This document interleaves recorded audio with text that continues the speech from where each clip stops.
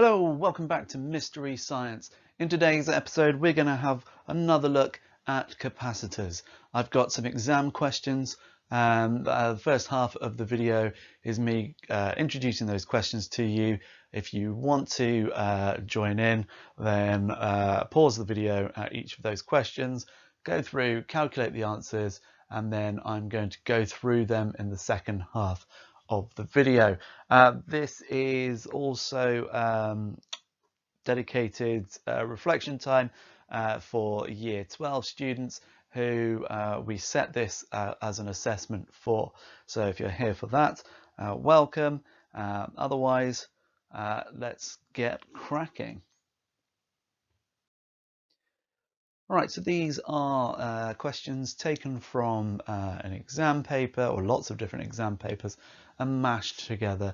These were a couple of them multiple choice questions, which we've taken the choices out of, but we've just mashed it together to make a small assessment.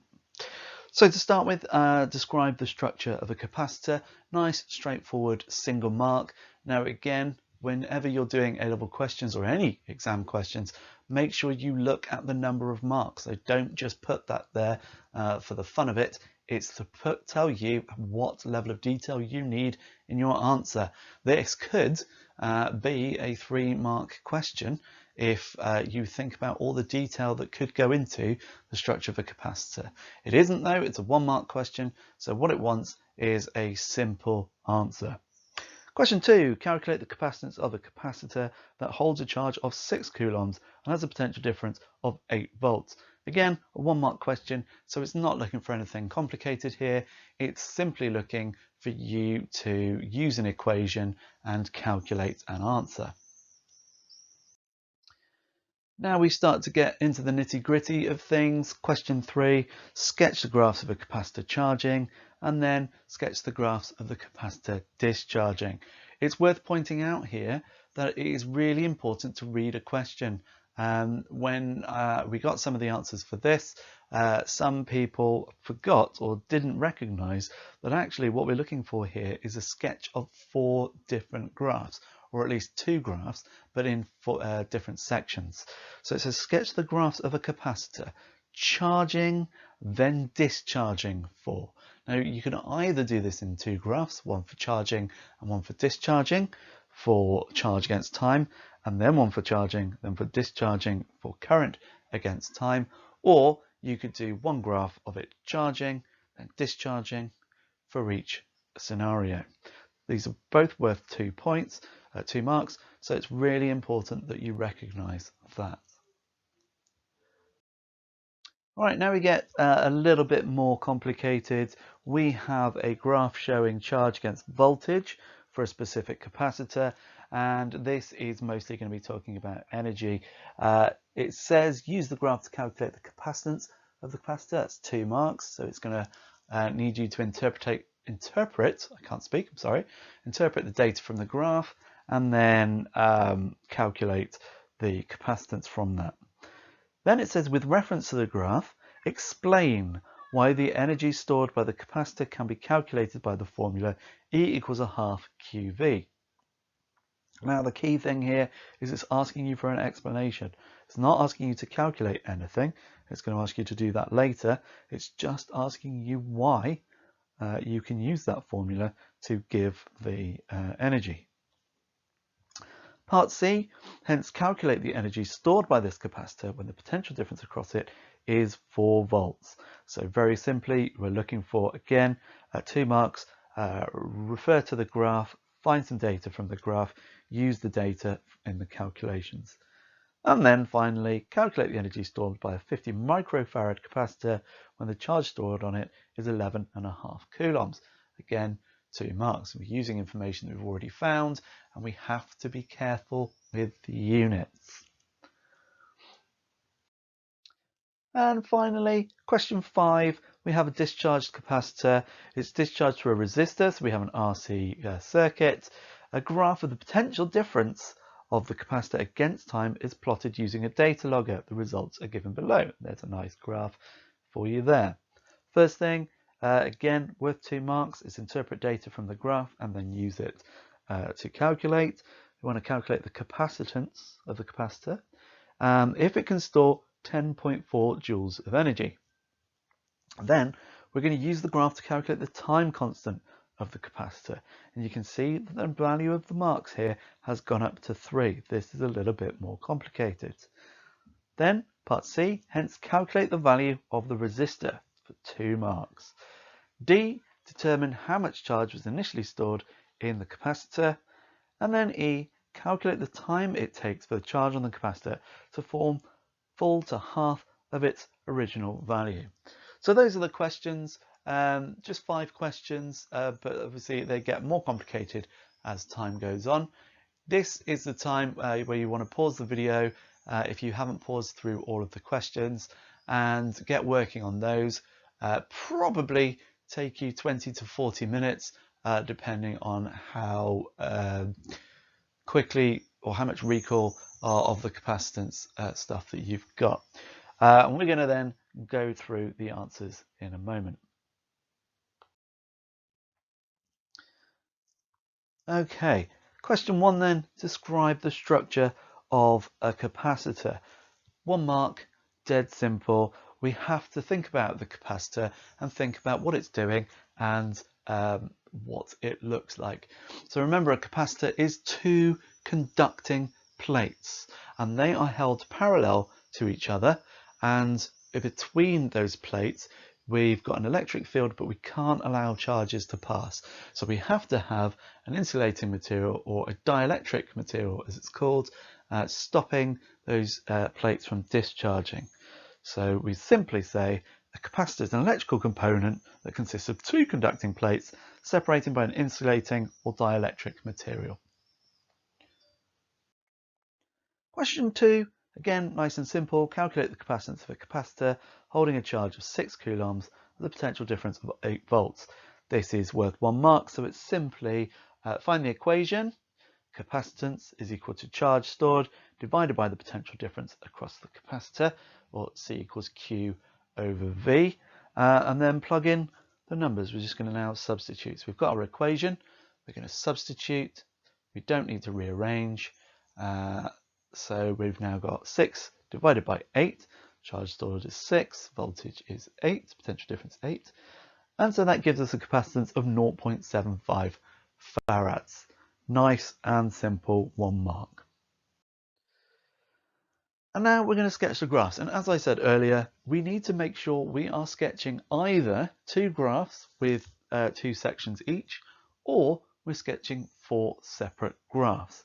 Charge against time is nice and simple. Let's think about what's going on. First of all, we're charging the capacitor. We're starting from 0 charge. Over time, the charge is increasing. To start with, it's increasing steadily, but as the charge on the plates get larger and larger, those plates then become repellent to the charges.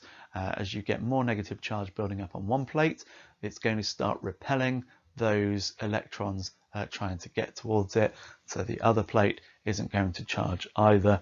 And eventually you're going to get to a point where the potential difference across the capacitor is the same as the potential difference across the power supply, and you are not going to be able to accumulate any more charge. So let's have a look at discharging. That's charging. Now let's look at discharging. We've done this as 2 separate graphs. You take away the power supply, you can reconnect the circuit. Now the capacitor discharges rapidly at first, but again, as the charge flows around the circuit, the charge runs off the capacitor, and so the discharge slows down, eventually down to 0. Now then, for current against time, it's slightly different. The charging current, we've got to think about how we charge the capacitor. We have a large current to start with, flowing all of those lovely charges onto the conductive plate. But as the charges on that plate get bigger, just as the charge you can ram onto that plate becomes less and less, the current has to also decrease. You're not putting current onto that plate as quickly. We saw the rate of the charge decreasing, therefore the current is also decreasing. But what about discharging? Discharging looks exactly the same. The current starts off high from the capacitor. You've got loads of lovely charge on the conductive plate. It's flowing off that plate, so the current is quite high. Eventually that has to slow down. You've got less and less current. You've got less and less charge flowing off that capacitor, and so it slows down until there's no charge on the capacitor and it reaches 0.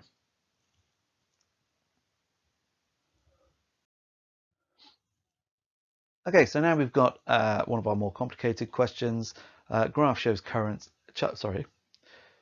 graph shows charge against voltage for a certain capacitor.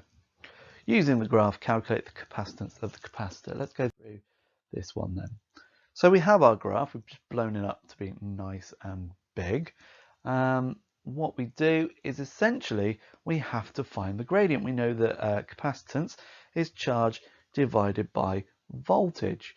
Charge is depicted on the right hand axis and the voltage on the horizontal axis, and so we find the gradients. There we go. We take a difference in y, that's 6 coulombs, a difference in x, that's 5 volts, and then we find the gradient. dq by dv, or q over v, gives you 1.2 farads. That's 6 divided by 5.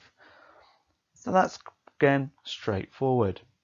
And to find the data from the graph, find the gradient, and then interpret that to give you the answer. 2 marks. Part B.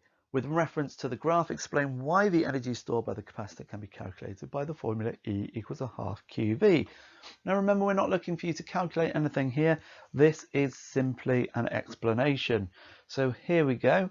We know that E equals a half QV. That's what it's told us. It's a half charge times voltage. And we have charge against voltage on our graph. We know that the energy is the area under the graph, and this area, as we shaded in, is a triangle. The area of a triangle is given by the half times the base times the height, and this makes perfect sense, because if you can imagine you complete a rectangle, that would be the area in a rectangle would be base times height. We've got half of that, so it's a half times base times height. So just that information alone is all it really needs. You have half times the base times the height gives you the area under the graph, which is the energy. Part C, calculate the energy stored by this capacitor when the potential difference across it is 4 volts. So again, we use the graph. We find, use the equation E equals half times charge times voltage. It says the voltage is 4 volts. So we find that on our graph. We then find what the charge is, and we see that each one of those little squares is 0.4 coulombs, so we end up with a charge of 4.8 volts. Sorry, that should be coulombs, apologies. 4.8 coulombs. And so the energy is a half times 4.8 times 4, which gives you 9.6 joules. Easy peasy. And now calculate the energy stored by a 50 microfarad capacitor when the charge stored on it is an 11.5 coulombs. Now the trickiest part here is working with the units. E equals a half times Q times V. That's not very useful. We don't know Q.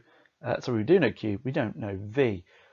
But we can rearrange or substitute V equal to Q over C. And we end up with E equals half Q squared over C. So again, now we just plug those numbers in, we substitute, and we have the equation, we've rearranged, we substitute, we're going to get an answer, and we work out our units, out. So Q is 11.5 coulombs, so Q squared is 66.125. The capacitance C is 50 microfarads, that's 50 times 10 to the minus 6. And so we end up with the energy as 1,322,500 joules, or 1.32 megajoules. And finally, question 5. Now this is where it gets a little bit tricky and it takes a little bit more time figuring out what's going on. We're going to have to use exponential here. As you can see, this is an exponential graph. So when we do some rearranging, we're going to end up doing some natural logs. To start with, let's have a look at calculating the capacitance of the capacitor if it can store 10.4 joules of energy. Now, if it can store 10.4 joules of energy, that's going to be at its maximum.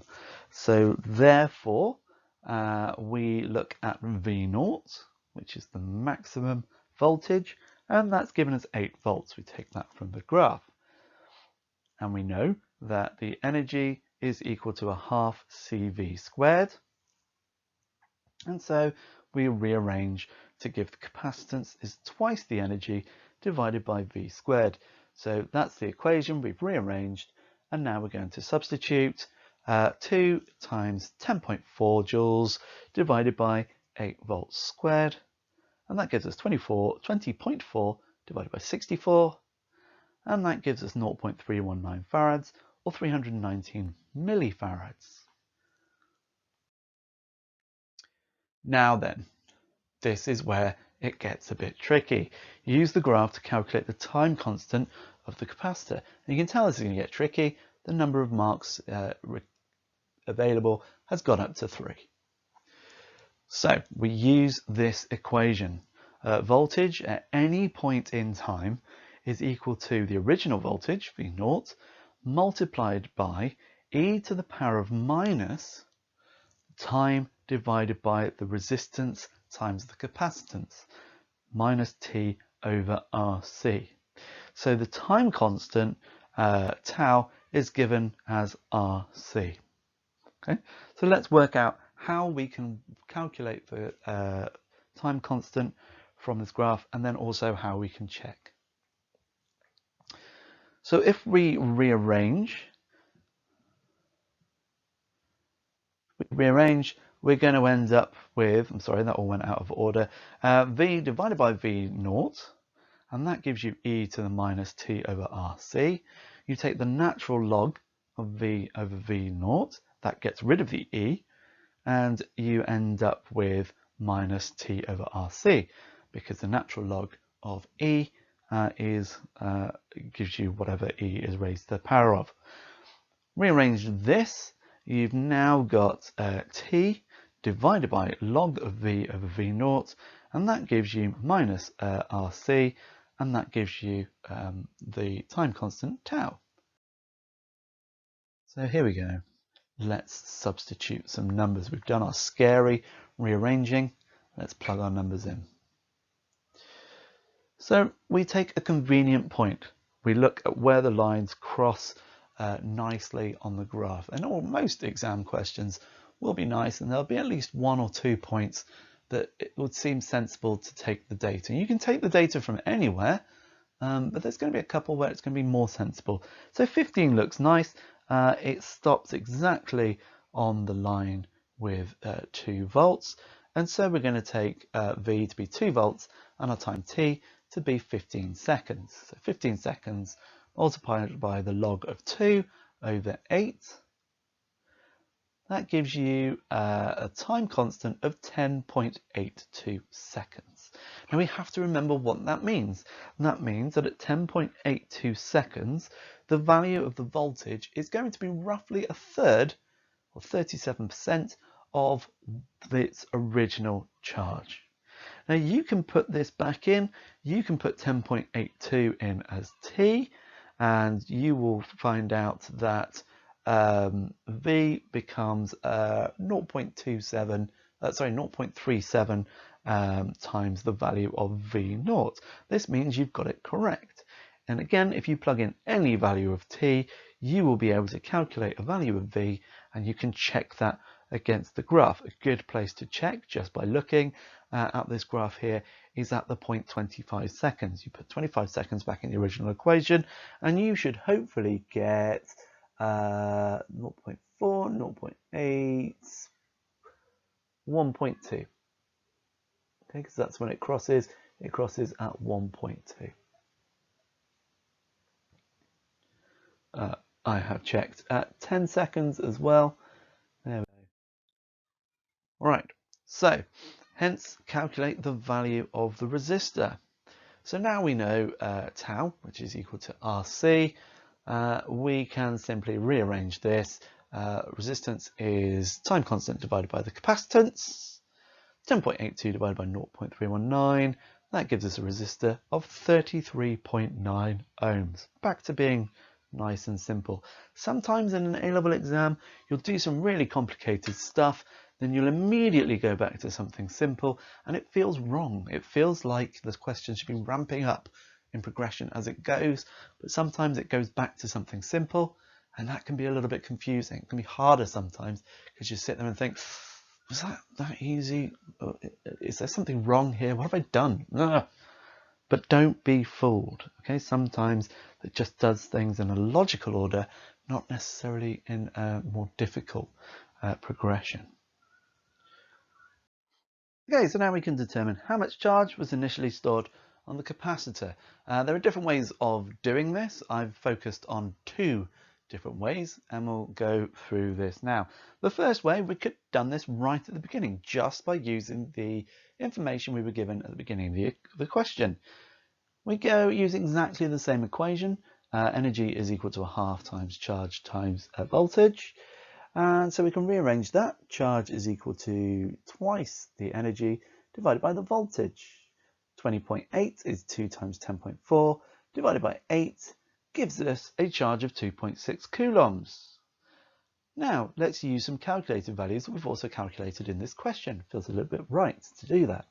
Charge is equal to capacitance times voltage. The capacitance is 0.319 multiplied by 8 gives you 2.55 coulombs. Now remember that this one is based on a calculation we've already done. So it's already got a little bit of rounding error in there. So we've got 2.6 and 2.55 rounded up is 2.6. So there you go, two different ways of doing that. I would always favor the first way because that's using the information given to you directly from the question. It's not based on calculated values.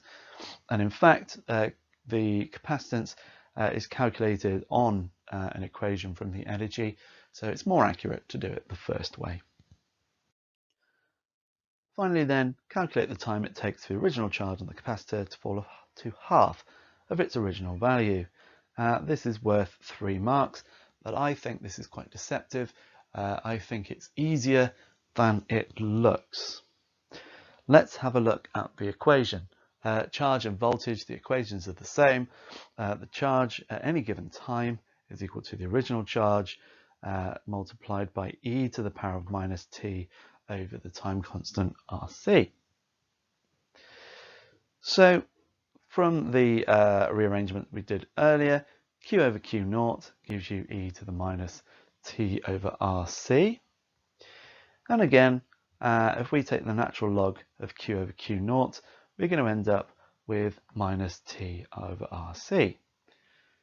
Rearrange this, again, you've got the time constant, or RC, log Q over Q naught, gives you the time. Now, when the capacitor has fallen to half of its original value, now you've got a half Q naught divided by Q naught. So the Q naughts cancel out because of half the original value of capacitance. That would be when Q equals a half Q naught. So we've got log of a half.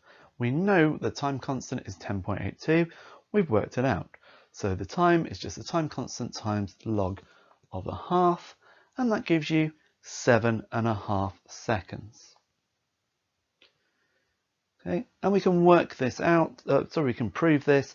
If you go on the graph, you find 7.5 seconds on the graph. You should be able to see there that the voltage has gone to 4. All right, well, thank you very much for watching. Keep an eye on the channel where you're going to be producing more A-level content, more revision material, but also I'm now starting to do the Key Stage 3 content and some of the more fun content as well. So hopefully this channel should be a little bit bigger. And so I thank you, the guys who have been with me from the beginning, an awful lot. And I hope to see you soon in future videos. Stay safe. I'll see you soon.